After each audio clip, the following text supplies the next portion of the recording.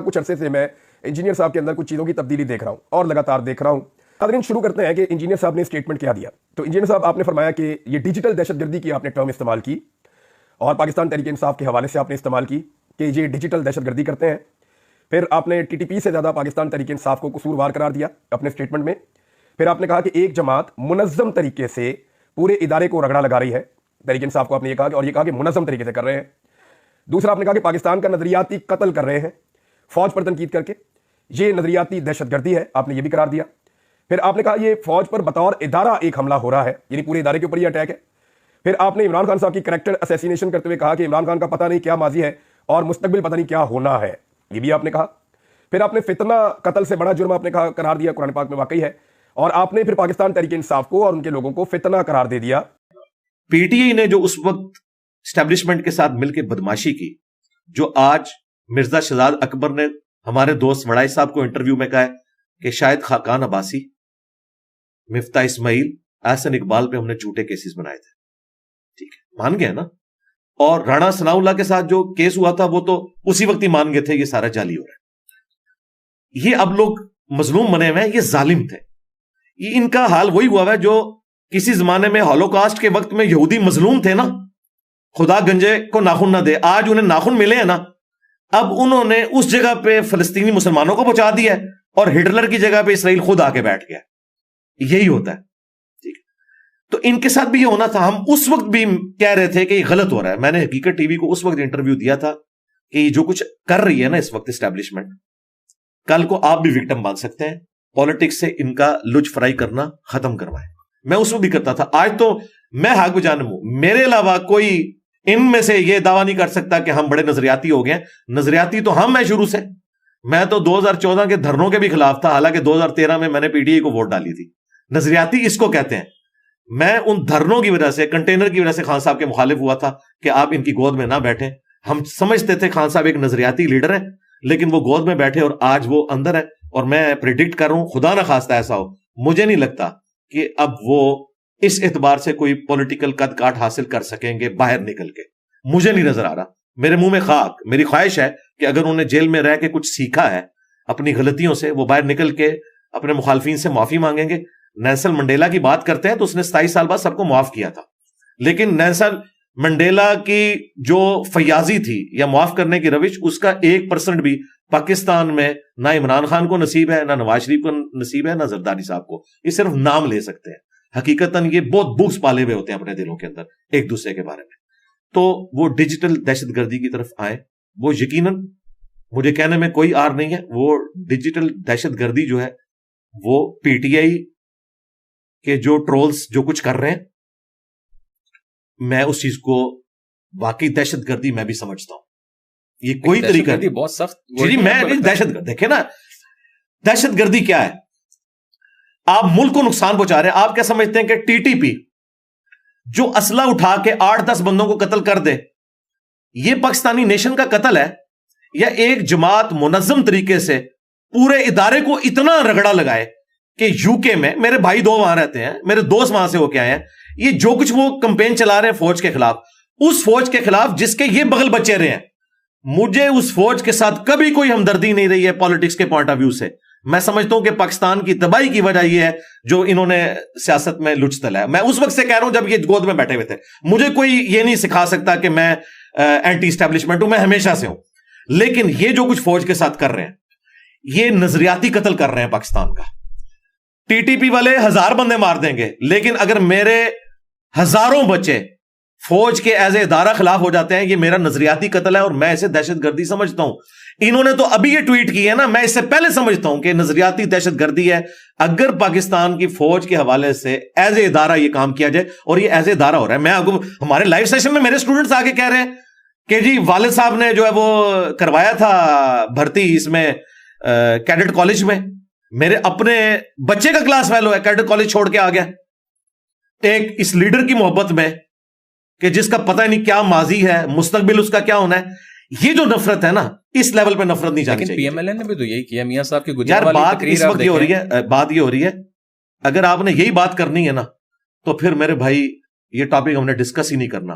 اس کی وجہ یہ ہے کہ تم لوگوں نے دعویٰ یہ کیا تھا کہ ہم نے یہ ایک بندہ ایسا لانچ کیا ہے جو بڑا پرہیزگار ہے.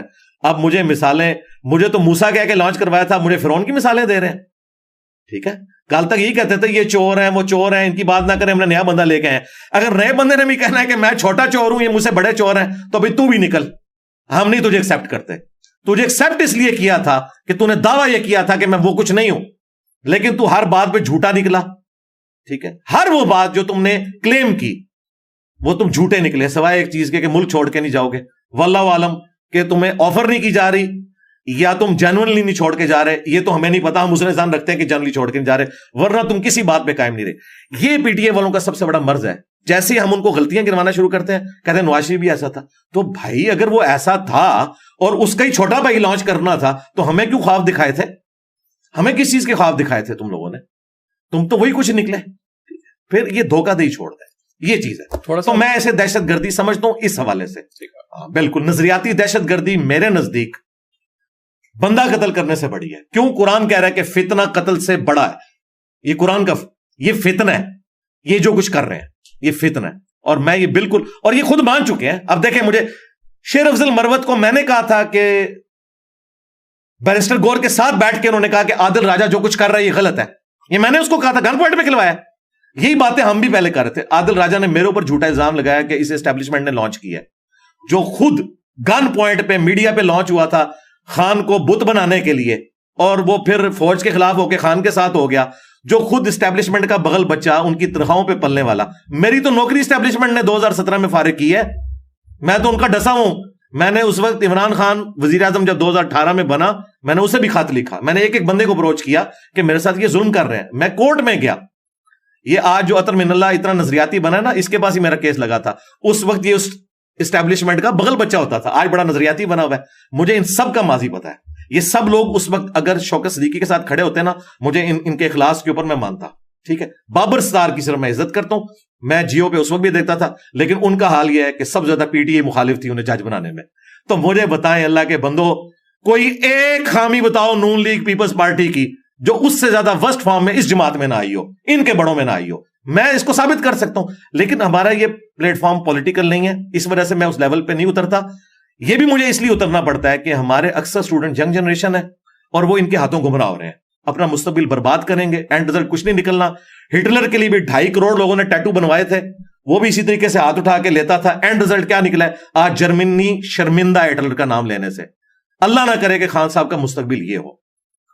جیل میں گئے ہیں, میری کبھی ملاقات بھی, میں ان کے کہوں گا خدا کے لیے آپ اپنی زندگی میں اپنے فتنے کو ختم کر کے جائیں. جو آپ نے غلط چیزیں کی ہیں ان سے معافی مانگیں, اور اپنی نوجوان نسل کو, اس لیے دیکھیں 4 ٹکڑے تو ہو چکے ہیں جماعت میں, اور بھی ٹکڑے ہوں گے. تو اسی وجہ سے ہو رہے ہیں کہ یہ کوئی ایک وہ ہے ہی چیز. تو عادل راجہ کے بارے میں شیر افضل مروت نے کہا کہ یہ گمراہ کر رہا ہے, وہ آج تک گمراہ کر رہا ہے. ان کی میٹنگوں میں بھی وہ آن لائن آئے ہوتے ہیں, سب کچھ ہم دیکھ رہے ہوتے ہیں. ایک ٹکٹ میں 3-3 4-4 مزے کر رہے ہیں, کوئی ان کا کوئی کرائٹیریا نہیں کچھ. یہ میں اس لیے بات کر رہا ہوں کہ میں ریلیجس بندہ ہوں, میں مولویوں کو بھی آڑے ہاتھوں لیتا ہوں ان کی منافقت کی وجہ سے, پولیٹیکل جماعتوں کو بھی. اب جب یہ ساری میں باتیں کروں گا, یہ کہیں گے زرداری بھی یہ کرتا ہے, نواز شریف بھی یہ کرتا ہے. یار یہ ٹاپک ہی نہیں ہے. یہ اسی طریقے سے ہے کہ بیٹا تو کیوں فیل ہوا؟ ابا جی آپ کے دوست کا بیٹا بھی فیل ہو گیا, تیری پھوپھی بھی ناس کی سی, اور بھائی میری ساری پھوپھیاں بھی ناس جان. تو اڑے پھوپے نے جو کیتا ہے نا, یہ بڑی سخت زیادتی کی تھی. اب مجھے بتائیں 2017 میں ہستا بستا ملک تھا, 2 بندوں نے ڈیسائیڈ کیا, چلتے ٹائر میں ڈنڈا دے دیا. ٹھیک ہے, 5 روپے کی روٹی تھی اس وقت کی, آپ ڈالر کی قیمت دیکھیں. ہستا بستا ملک انہوں نے عدلیے کے ساتھ مل کے اسٹیبلشمنٹ نے اجاڑ دیا. اب اس کی ریمیڈی کئی ڈیکیز تک نہیں ہونی. ٹھیک ہے, پھر آر ٹی ایس ہوا. اب فارم 45 تو سب کو نظر آ رہا ہے, آر ٹی ایس کسی کو نظر نہیں آ رہا. ٹھیک ہے, اب وہ اپنی جگہ چیختے ہیں, وہ کہتے ہیں یار ہم ملک کی خدمت کر رہے تھے, ہمیں ڈی فیم کر دیا, اب بچے ان کے ساتھ لگ گئے ہیں, اب ہمیں یہ کہہ رہے ہیں کہ جی اب وہ جو ہے اب ہم 0 سے سٹارٹ کر لیں.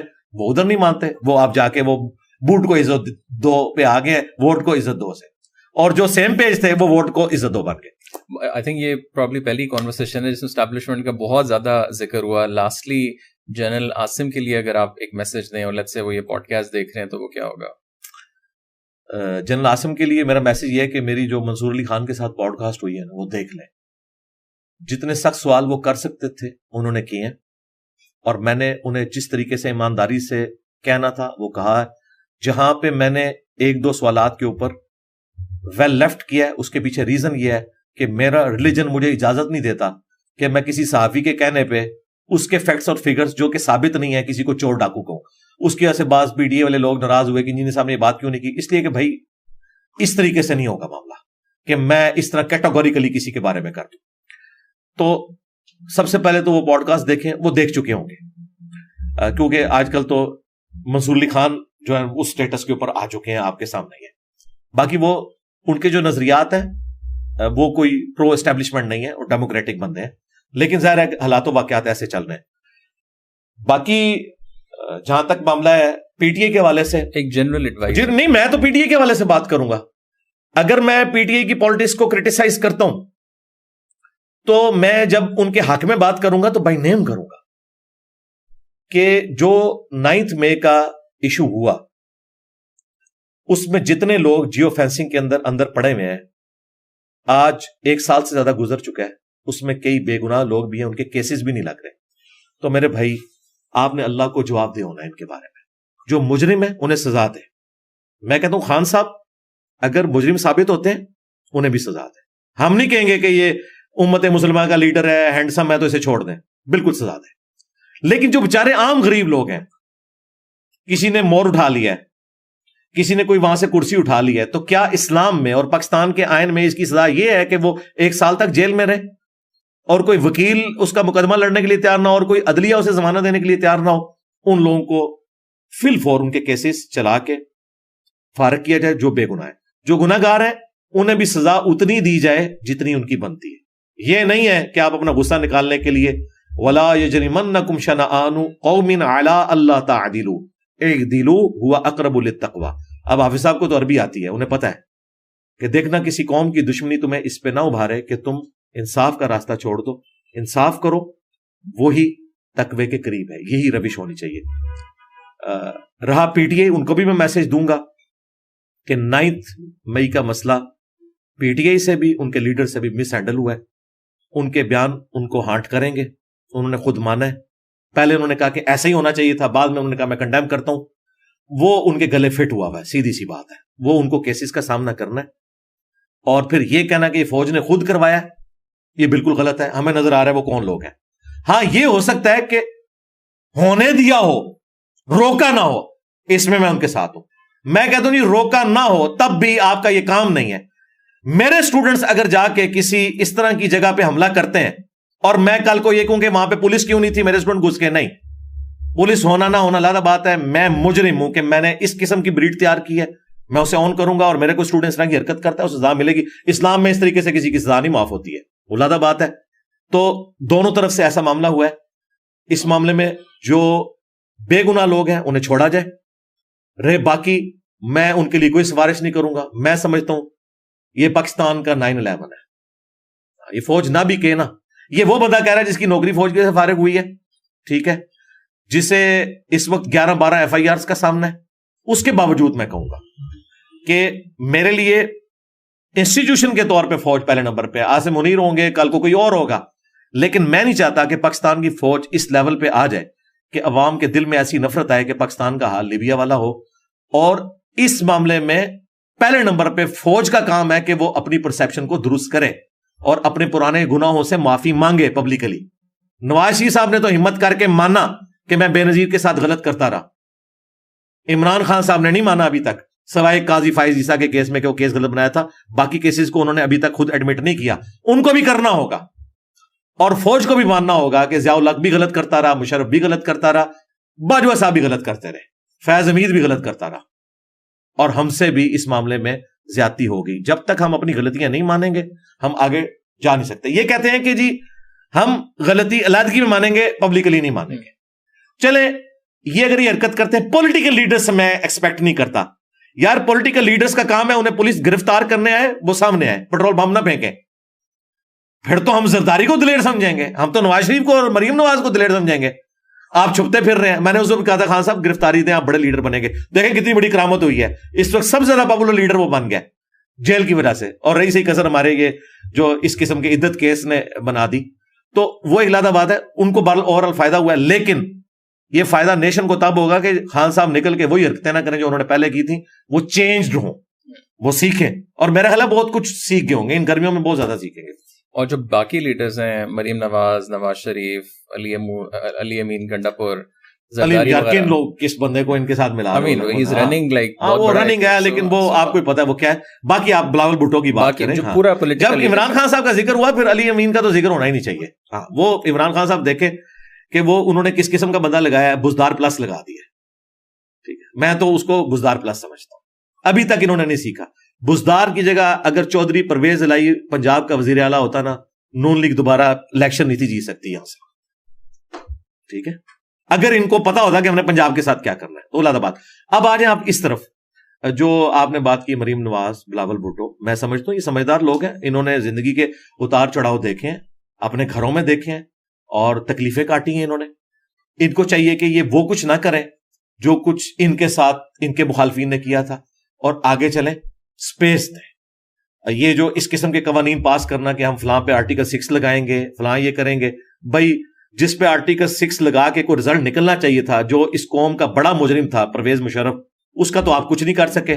ٹھیک ہے, الٹا جسٹس وقار سیٹھ جنہوں نے ایلیویٹ ہو کے سپریم کورٹ میں جانا تھا, اگرچہ ان کی ڈیتھ کورونا میں ہوئی ہے, لیکن ہمیں تو وسوسے آتے ہیں کہ ڈیتھ ہوئی ہے کہ ان کو مارا گیا ہے, ایک دلیر آدمی کو. تو اس وقت تو یہ سارا کچھ ہوا. اب آپ وہ ایپیسوڈ ریپیٹ نہ کریں, کل کو برا وقت آئے گا ان کے اوپر بھی. یہ دنیا میں مکافات عمل ہے, اور پاکستان میں بڑی جلدی ہو جاتا ہے.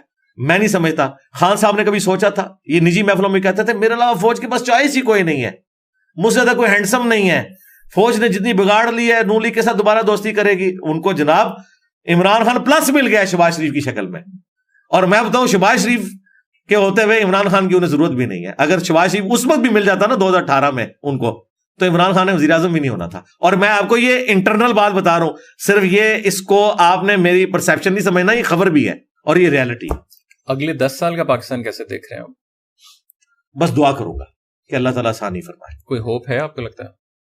نہیں, میں نے تو ایون والے پوڈ کاسٹ میں کہا تھا مجھے تو 500 سال تک کوئی ہوپ نہیں.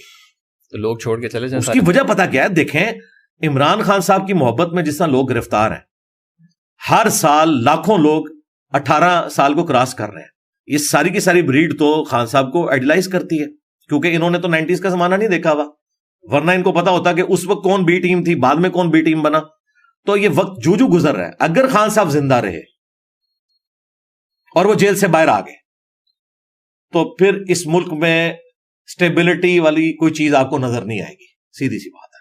اور یہ فوج کو پتا ہے, اس لیے وہ اندر ہے. تا وقت ہے کہ ان کی کوئی گارنٹی دے, ان کی گارنٹی تو کوئی بھی نہیں دے سکتا. حقیقت بات ہے, کیونکہ ان کی زندگی یو ٹرن سے عبارت ہے, وہ کسی ایک بات پہ بھی قائم نہیں رہتے. اسی لیے ہمیں ان کی مظلومیت تو نظر آتی ہے, فوج کی بھی مجبوری دیکھیں. وہ بھی کہتے ہیں کہ بھائی اس کو باہر نکالیں تو پھر آپ کو پتا کیا کرے گا, باہر کے ملک بھیج دیں تو کیا کرے گا, یہ اندر بیٹھ کے یہ کچھ ہو رہا ہے تو باہر آگے کیا کرے گا. اس کے لیے بھائی پھر کعبے کی چھت پہ کھڑا ہونا پڑے گا عمران خان کو بھی, نواز شریف کو بھی, اور چیف جسٹس کو بھی, اور آرمی چیف کو بھی, اور پبلکلی اپنے گناہوں کی معافی مانگنی ہوگی کہ کس نے کہاں کیا کیا غلط کیا, اور گارنٹی دینی ہوگی کہ اب ہم ایسا نہیں کریں گے. پھر کوئی آگے معاملہ چل سکتا ہے. ادروائز تو مجھے تو نظر آ رہا ہے کہ معاملات کوئی زیادہ بہتری کی طرف اتنی آسانی سے نہیں آئیں گے. اگرچہ اس وقت کوشش ہو رہی ہے, لیکن اس میں کافی زیادہ ٹائم لگے گا. میں اس وقت ملک کو, یعنی ایک پولیٹیکل جو وکٹمائزیشن ہو رہی ہے, اس کو اگر سائڈ پہ رکھے نا, اکانومی کے پوائنٹ آف ویو سے ایک بجٹ والی جو مس ہینڈلنگ ہوئی, ظاہر وہ ایک مجبوری والا معاملہ IMF کا, اور یہ شروع کہاں سے ہوا, وہ خان صاحب تو بیچ میں سے نکل ہی گئے جنہوں نے قرضہ لیا ہوا تھا. تو اوور آل یہ لوگ اپنا زور لگا رہے ہیں کہ اسے بہتری کی طرف لے کے جائیں. پریکٹیکلی میرے پاس جو ایک انڈیکیٹر ہے ڈالر کا 278 پہ آنا 325 سے, اور پچھلے 6 مہینے میں سٹیبل ہونا, یہ تو پازیٹیو سائن ہے. ٹھیک ہے, امید ہے کہ بہتری کی طرف آئے گا. لیکن اگر آپ 10 سال کے ہیں, نہیں 10 نہیں 10 سال چاہیے, کیونکہ ہمارے مینٹل ماڈلز بدل چکے ہیں. لیکن جو عام بندہ ہے وہ تو پھر بڑا ڈس اپوائنٹ ہو گئی. تو اس کو ہم نے سولوشن بتایا نا کہ باہر کے ملکوں میں جائیں, اس ملک کو ریمیٹنس بھیجیں. آج بھی یہ ملک چیریٹی پہ ریمیٹنس پہ چل رہا ہے, ہم تو یہ کہہ رہے ہیں کریں. لوگ کہتے ہیں یہ برین ڈرین کر رہا ہے, اور نہیں, اللہ کے بندو, خودکشیاں کروانی ہیں اپنے بچوں کو. باہر جاؤ, ریمیٹنس بھیجو. یہاں پہ ایک ایک بچہ گھر سے باہر گیا, پوری پوری فیملی کو سپورٹ کر رہا ہے. یہ ملک چل رہا ہے, اس کے اوپر ہے. آج ریمیٹنس بند ہو جائے نا یہ ملک, بالکل. تو میں یہ جو لوگوں کو کہہ رہا ہوں کہ جن کے پاس پیسے ہیں باہر کے ملکوں میں نکلیں, اور یہاں پہ جن کے ماں باپ کا کاروبار ہے اور بچے پڑھے لکھے ہیں وہ یہ پرواہ نہ کریں کہ میرے پاس یہ ڈگری ہے. اگر گول گپے کی دکان چل رہی ہے آپ کے والد کی, میرے بھائی ہزاروں نوکریاں ہیں گول گپے کی ریڑھی کے اوپر قربان, جو آپ کو رزق حلال دے رہا ہے اور گھر بیٹھ کے دے رہا ہے, آپ وہ ریڑھی پہ کھڑے ہوں, ٹھیک ہے, اچھے لباس پہن کے, اچھی کرسیاں لگا کے. لوگوں نے ثابت کیا, دیکھیں چھوٹے لیول سے اٹھ کے کتنے کاروبار ہیں. آپ اردو پوائنٹ کے اوپر کئی اس قسم کے لوگ ہیں, تو یہ کریں. اور جو لوگ باہر جا سکتے ہیں تعلیم کے لیے جائیں, ریمیٹنس بھیجیں. اور سب سے زیادہ ہمیں جو اس وقت انویسٹمنٹ کرنے کی ضرورت ہے, اور اس اعتبار سے جس طرح بھی ہماری پنجاب کی گورنمنٹ نے چائنا کے ساتھ بھی ایگریمنٹ کیا کہ جو ہمارے پاس ایک اپرچونٹی ہے انٹرنیٹ کے ذریعے, فری لانسنگ کے ذریعے, 60 لاکھ لوگ بنگلہ دیش میں اس کے ساتھ وابستہ ہیں, 60 لاکھ. تو اس اعتبار سے, لیکن یہاں پہ کیا ہو رہا ہے جی, 6 محرم سے لے کے 11 محرم تک انٹرنیٹ بند کر دو. اچھا وہ آپ کے کیمرے میں بتا دوں وہ ریجیکٹ ہو گئی ہے, وہ سمری آئی تھی, شکر الحمدللہ ریجیکٹ ہو گئی ہے. ورنہ میں نے ویڈیو میں ریکارڈ کرانا تھا کہ یار یہ سٹون ایج میں پھینکنے لگے ہو یار, لوگوں کی روزی روٹی اس کے ساتھ وابستہ ہے یار, کن چکروں میں پڑے ہوئے ہو. یعنی یہاں پہ یعنی ناک پہ مکھی بیٹھتی ہے, کہتے ہیں ناک ہی کاٹ دو. یہ ناک کاٹ رہے تھے 6 محرم سے لے کے 11 محرم تک. یار مکھی اڑاؤ خدا کے لیے. بہت شکریہ علی بھائی, تھینک یو سو مچ, بہت شکریہ.